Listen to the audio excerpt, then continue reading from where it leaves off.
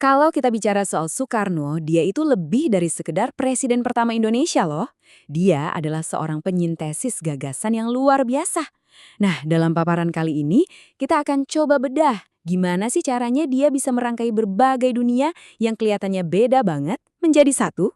Oke, kita mulai dari sebuah pertanyaan ya. Coba pikirin deh, apa persamaannya antara mistisisme Jawa, politik global, sama seni modern?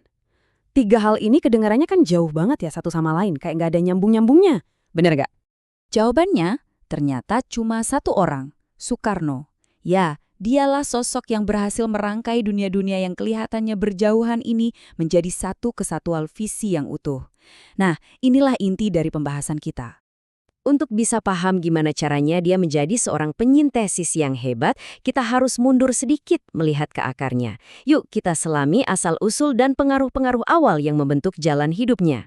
Soekarno itu lahir tanggal 6 Juni 1901, dan uniknya, tepat saat fajar mulai menyingsing. Ayahnya melihat ini bukan kebetulan, tapi sebagai pertanda. Makanya dia dijuluki Sang Fajar, fajar bagi sebuah era yang baru. Sebuah nama yang seolah-olah sudah meramalkan takdirnya. Nah, disinilah bagian yang sangat menarik. Konsep sintesis atau perpaduan itu ternyata udah ada di dalam darahnya. Coba bayangkan, ayahnya itu seorang priai Jawa, seorang muslim yang juga mendalami teosofi, sebuah gerakan spiritual yang mencari kebenaran di semua agama. Sementara itu, ibunya adalah seorang Brahmana dari Bali, dari kasta tertinggi dalam agama Hindu. Jadi, perpaduan Jawa dan Bali, Islam dan Hindu udah jadi bagian dari dirinya sejak lahir. Konsep kunci untuk memahami pemikiran Soekarno itu adalah sinkretisme. Budaya Jawa tempat dia dibesarkan itu kan perpaduan yang unik banget antara unsur pra-Hindu, Hindu, dan Islam. Nah, pandangan dunianya ini dibentuk oleh kemampuannya untuk melihat keselarasan dalam perbedaan, bukan malah melihatnya sebagai pertentangan. Ada lagi pelajaran penting yang dia dapat, tapi bukan dari ruang kelas, melainkan dari pengasuhnya, Sarina. Pesan yang kelihatannya sederhana tapi sangat mendalam ini menanamkan dalam dirinya rasa cinta yang luar biasa kepada rakyat kecil, dan ini jadi semacam kompas moral dalam seluruh perjuangannya. Dari berbagai pengaruh awal ini, Soekarno tumbuh menjadi seorang pemikir politik yang ulung. Sekarang, mari kita lihat gimana dia menerapkan kemampuan sintesisnya untuk merumuskan sebuah ideologi bagi bangsa yang sebentar lagi akan lahir. Ini tantangan utamanya, dan ini nggak main-main.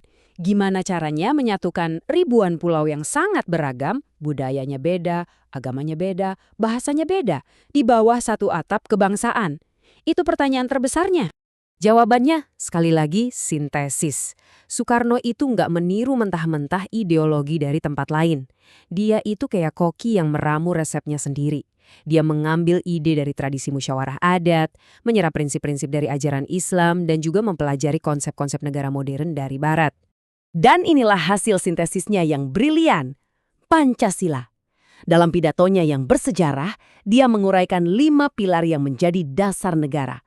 Ini bukan sekedar daftar biasa loh. Ini adalah sebuah struktur yang sengaja dirancang untuk menaungi bangsa yang sangat majemuk. Ada pilar untuk identitas nasional, tapi juga diimbangi dengan kemanusiaan universal. Ada demokrasi, tapi yang berakar pada tradisi musyawarah. Dan semuanya dilandasi oleh keadilan sosial, serta kepercayaan pada Tuhan. Oke, sekarang kita lihat bagaimana Soekarno membawa semangat sintesis ini ke panggung yang lebih besar, ke panggung dunia, pada puncak karirnya. Perhatikan angka ini, 29. Kira-kira apa ya signifikansinya? Ini adalah jumlah negara yang hadir di Konferensi Asia Afrika di Bandung. Waktu itu, Soekarno berhasil mengumpulkan para pemimpin dari negara-negara yang baru merdeka, baik dari Asia maupun Afrika, untuk menyatukan suara mereka. Ini bisa dibilang sintesis aspirasi tingkat global. Poin krusialnya begini.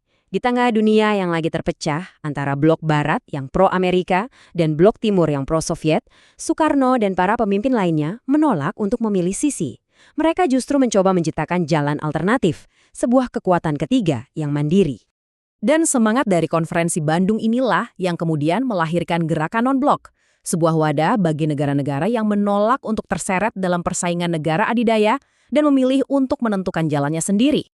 Dari panggung politik yang megah tadi, yuk kita beralih sebentar untuk melihat sisi lain dari Soekarno yang mungkin cukup mengejutkan, sisi yang lebih personal. Satu lagi angka untuk Anda, lebih dari 2.000. Kira-kira apa ya yang dia kumpulkan sebanyak ini?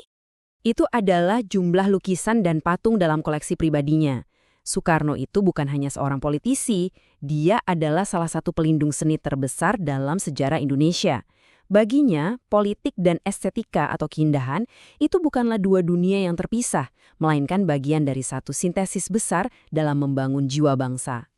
Mari kita akhiri pembahasan kita kali ini dengan melihat hari-hari terakhirnya dan warisannya yang harus diakui cukup kompleks. Akhir hidupnya itu begitu kontras dengan kekuasaannya dulu.